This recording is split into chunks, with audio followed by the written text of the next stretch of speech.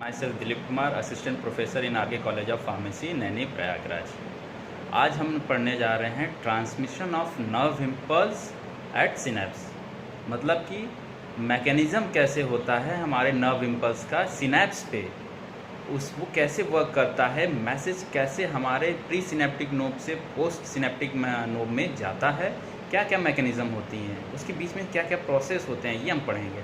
Last topic पे हम revise करते हैं कि लास्ट टॉपिक में जब हम पढ़े थे सिनेप्स पढ़े थे, उसमें प्री सिनेप्टिक नोब पढ़े थे, सिनेप्टिक क्लेफ्ट पढ़े थे, सिनेप्टिक वेसिकल्स पढ़े थे, पोस्ट सिनेप्टिक नोब पढ़े थे, मेम्ब्रेन पढ़े थे, क्या है उसमें मैसेज कैसे आता है, कहाँ जा रहा है, कौन ले जा रहा है, क्या होता है, हमने पढ़ लिया था सिनेप्स में।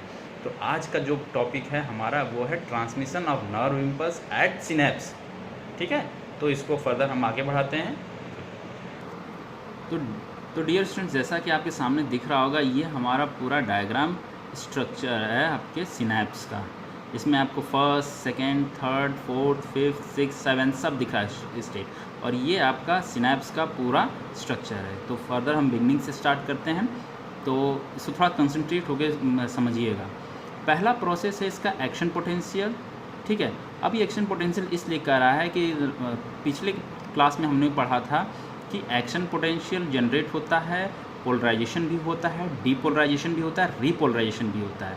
तो यहाँ से मतलब है कि जब कोई एक्शन जनरेट हो गया, मतलब इतना पोटेंशियल हो गया कि वो नर्व इम्पल्स एक्सेस करने के लिए तैयार है, आपके मैसेज को ले जाने के लिए तैयार है, तो ये मैसेज आपके एक्सॉन टर्मिनल से ट्रेवल करते हुई आपके सिनेप्टिक नोब में आएगी। अब ये सिनेप्टिक नोब कौन सा है? ये है प्री सिनेप्टिक नोब। ठीक है, अब ये मैसेज तो आ गया, यहाँ पे प्री सिनेप्टिक नोब में आ गया। तो जैसे ही ये प्री सिनेप्टिक नोब में आपका मैसेज आया, मैसेज को ट्रांसफ़र करने के लिए, वैसे ही ये सिनेप्टिक क्लेफ्ट, ये रीजन सिनेप्टिक क्लेफ्ट कहलाता है, तो मैसेज यहाँ आया, तो सिनेप्टिक क्लेफ्ट से वैसे ही प्री सिनेप्टिक मेम्ब्रेन के यहाँ से वो कैल्शियम आयन एंटर कर जाता है आपके प्री सिनेप्टिक नोब में। Due to the potential gradient concentration, ion gradient के हिसाब से ये मेम्ब्रेन कैल्शियम आयन को परमिट कर देती है प्री सिनेप्टिक मेम्ब्रेन में आने के लिए या प्री सिनेप्टिक नोब में आने के लिए। ठीक है, अब ये कैल्शियम आयन करता क्या है? तो ये कैल्शियम आयन आपके जो ये वेसिकल्स हैं, तो अगर हमने पढ़ा था सिनेप्टिक वेसिकल्स की बात की थी, सिनेप्टिक वेसिकल, तो सिनेप्टिक वेसिकल में कल हमने पढ़ा था कि सिनेप्टिक वेसिकल्स आपके न्यूरोट्रांसमीटर को कंटेन किए होती हैं, उनको लिए हुए होती हैं, उनको कवर किए हुए होती हैं। ठीक है, तो जो ये वेसिकल देखिए यहाँ लिखा होगा न्यूरोट्रांसमीटर फील्ड वेसिकल्स, इसे ही हम सिनेप्टिक वेसिकल्स कहते हैं। ठीक है, तब ये जो है कैल्शियम आयन इन सिनेप्टिक वेसिकल्स को पुश करता है, या उनको पुश करता है कि आप सिनेप्टिक जो प्री सिनेप्टिक नोब है उसके सिनेप्टिक मेम्ब्रेन की तरफ जाइए। ठीक है, अब यहाँ से कैल्शियम आयन तो एंटर कर गया प्री सिनेप्टिक नोब में, और ये सिनेप्टिक वेसिकल्स को पुश कर रहा है कहाँ पे? कि आप जाइए सिनेप्टिक मेम्ब्रेन पे, ताकि वो ट्रांसफ़र कर सके। तो वेसिकल, सिनेप्टिक वेसिकल जैसे ही प्री सिनेप्टिक नोब के इस मेम्ब्रेन पे आता है, वैसे ही रप्चर कर जाता है। ध्यान से सुनिए कि रप्चर कर जाता है। क्या रप्चर करता है? तो आपका सिनेप्टिक वेसिकल रप्चर करता है, और यहाँ से by the mechanism of exocytosis neurotransmitter release कर देता है। न्यूरोट्रांसमीटर आपका सिनेप्टिक क्लेफ्ट में रिलीज़ करता है। ठीक है, देखिए यहाँ पे थर्ड स्टेप में लिखा भी है, CA calcium ion triggers release of neurotransmitter from vesicles. ठीक है, तो ये जो आपका है न्यूरोट्रांसमीटर, वेसिकल्स रप्चर हो जाती है, और ये वेसिकल्स यहाँ से सिनेप्टिक क्लेफ्ट में रिलीज़ हो जाता है। तो प्री सिनेप्टिक नोब से वो कैल्शियम आयन अब आ गया है आपके सिनेप्टिक क्लेफ्ट में। चूँकि हम लास्ट टर्म में पढ़ चुके हैं कि यहाँ पे जो पोस्ट सिनेप्टिक में होती है और पोस्ट सिनेप्टिक जो मेम्ब्रेन होती है, वो large molecule of protein contain किए हुए होती है, मतलब यहाँ पे लार्ज मॉलिक्यूल ऑफ प्रोटीन होते हैं। तो जैसे ही ये यहाँ पे आपके न्यूरोट्रांसमीटर आते हैं, due to the potential gradient, ये यहाँ से एंटर करना चाहेंगे कहाँ पे? आपके पोस्ट सिनेप्टिक मेम्ब्रेन में। तो जो यहाँ पे प्रोटीन मॉलिक्यूल होते हैं, वो आपके न्यूरोट्रांसमीटर से बाइंड करते हैं। देखिए फोर्स में लिखा है neurotransmitter binds to the receptor site on post synaptic membrane. ठीक है, तो हम बात कर रहे हैं यहाँ पोस्ट सिनेप्टिक मेम्ब्रेन में लार्ज मॉलिक्यूल ऑफ प्रोटीन होते हैं। ठीक है, तो अब ये लार्ज मॉलिक्यूल ऑफ प्रोटीन ही हैं आपके receptor site, large molecule of protein containing receptor site for the receptor for the neurotransmitter. तो जो पोस्ट सिनेप्टिक मेम्ब्रेन में लार्ज मॉलिक्यूल प्रोटीन होते हैं वो आपके न्यूरोट्रांसमीटर के लिए रिसेप्टर साइट का काम करते हैं बाइंड होने के लिए। ठीक है, तो ये यहाँ बाइंड होंगे पोस्ट सिनेप्टिक मेम्ब्रेन पे, वो आपके रिसेप्टर साइट से बाइंड करेंगे प्रोटीन से। तो जैसे ही वो बाइंड करेंगे यहाँ पे कंसंट्रेशन ग्रेडियंट अराइज होना स्टार्ट हो जाएगा। Due to the concentration gradient of different ions ये चैनल्स की ओपनिंग हो जाती है। किसके चैनल्स की? तो जो पोस्ट सिनेप्टिक मेम्ब्रेन पे प्रोटीन होते हैं और जो चैनल्स होते हैं जिसमें सोडियम आयन पोटेशियम आयन के जो चैनल्स होते हैं वो ओपन हो जाते हैं और न्यूरोट्रांसमीटर सिनेप्टिक क्लेफ्ट से उस चैनल्स के माध्यम से नेक्स्ट में एंटर कर जाता है और वो एक्शन जनरेट करता है। एक्शन जनरेट करता है किसके लिए? नेक्स्ट सेल को ट्रांसफ़र करने के लिए मैसेज। अब ये मैसेज जो है केमिकल फॉर्म में ही होता है। ठीक है, तो 6 स्टेप आपका आएगा action potential propagate through the next cell.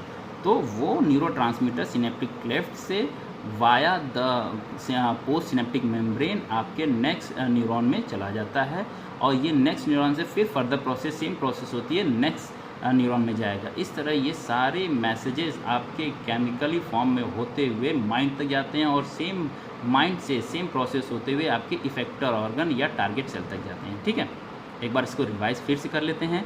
आपका मैकेनिज़्म है ये, आप मैकेनिज़्म और transmission of nerve impulse at synapse. ठीक है, mechanism of transmission of nerve impulse at synapse. तो रिवाइज कर देते हैं कि एक्सॉन टर्मिनल पे जैसे ही एक्शन पोटेंशियल रीच करता है, एक्शन पोटेंशियल रीच करता है, वैसे ही आपके सिनेप्टिक क्लेफ्ट से ये calcium ion calcium ion enter करता है। अब कैल्शियम आयन एंटर करता है due to the concentration gradient of ions. ठीक है, ये प्री सिनेप्टिक नोब में एंटर कर जाता है और यही कैल्शियम आयन रेस्पॉन्सिबल होता है आपके न्यूरोट्रांसमीटर को रिलीज़ कराने के लिए। जैसे ही कैल्शियम आयन एंटर किया, यहाँ पे कंसंट्रेशन कैल्शियम आयन का इंक्रीज़ होने लगता है in the pre synaptic knob और यही कैल्शियम आयन सिनेप्टिक वेसिकल्स को पुश करता है आपके प्री सिनेप्टिक मेम्ब्रेन तक आने के लिए। चूँकि सिनेप्टिक वेसिकल्स जो होते हैं वही न्यूरोट्रांसमीटर को लिए हुए होती हैं, तो ये सिनेप्टिक वेसिकल्स आपके सिनेप्टिक मेम्ब्रेन तक पहुंचते ही, उसको टच करते ही ये रप्चर कर जाती हैं और न्यूरोट्रांसमीटर रिलीज़ कर देती हैं इन द सिनेप्टिक क्लेफ्ट। फिर ये सिनेप्टिक वेसिकल वापस अंदर चली जाती हैं सिनेप्टिक प्री सिनेप्टिक नोब में और फिर से न्यूरोट्रांसमीटर को अपने अंदर कैप्चर कर लेती हैं। ठीक है, तो अब ये न्यूरोट्रांसमीटर आपका सिनेप्टिक क्लेफ्ट में आ चुका है। क्योंकि हम जानते हैं कि पोस्ट सिनेप्टिक मेम्ब्रेन जो है वो highly large molecules of protein लिए होती है और ये प्रोटीन आपके रिसेप्टर साइट का भी काम करती है। ये रिसेप्टर साइट आपका न्यूरोट्रांसमीटर के लिए होता है। तो जैसे ही आपका सिनेप्टिक क्लेफ्ट में न्यूरोट्रांसमीटर आता है प्री सिनेप्टिक नोब से, ये पोस्ट सिनेप्टिक मेम्ब्रेन के जो प्रोटीन मॉलिक्यूल्स के रिसेप्टर साइट हैं उनसे ये न्यूरोट्रांसमीटर बाइंड कर जाते हैं। अब ये न्यूरोट्रांसमीटर बाइंड करते हैं तो due to the different ion concentration यहाँ पे ओपनिंग हो जाती है चैनल्स की, जो कि आपके न्यूरोट्रांसमीटर को फर्दर नेक्स्ट वाले न्यूरॉन्स में ट्रांसफ़र एंटर करा देते हैं या मैसेज को ट्रांसफ़र कर देते हैं और वो एक्शन पोटेंशियल फिर यहाँ वो जनरेट हो जाता है और ये एक्शन पोटेंशियल सेम प्रोसेस करते हुए नेक्स्ट न्यूरॉन सिस्टम तक जाता है। ओके, ये प्रोसेस आपका रिपीट होता रहता है जिससे कि आपका टारगेट साइट से मैसेज माइंड तक जाएगा और माइंड से टारगेट साइट तक आपका मैसेज आएगा। तो स्टूडेंट्स, आज हमने ट्रांसमिशन का मैकेनिज़्म पढ़ा सिनैप्स में, नर्व इम्पल्स का ट्रांसमिशन मैकेनिज़्म पढ़ा सिनैप्स में, प्री सिनेप्टिक नोब से पोस्ट सिनेप्टिक नोब में जाने तक का और सिनेप्टिक क्लेफ्ट में न्यूरोट्रांसमीटर रिलीज़ होने का, बाइंड करने का, फिर फर्दर ये प्रोसेस आगे चलती रहती है।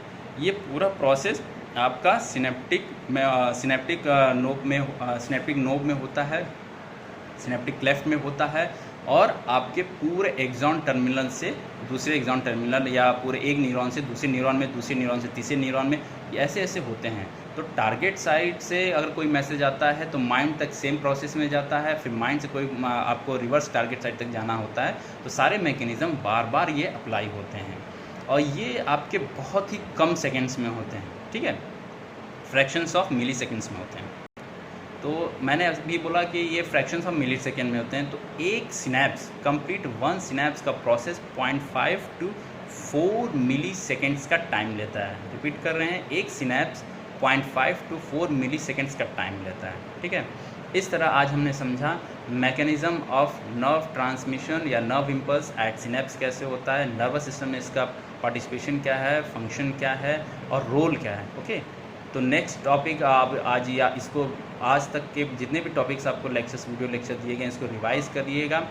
फिर जो भी प्रॉब्लम होगी आप लिंक में दे दीजिएगा, नीचे डिस्क्रिप्शन पे है, उस पर आप लाइक करके अपना जो भी कमेंट है वो दे दीजिएगा, इसका रिजॉल्व किया जाएगा। Okay, thank you.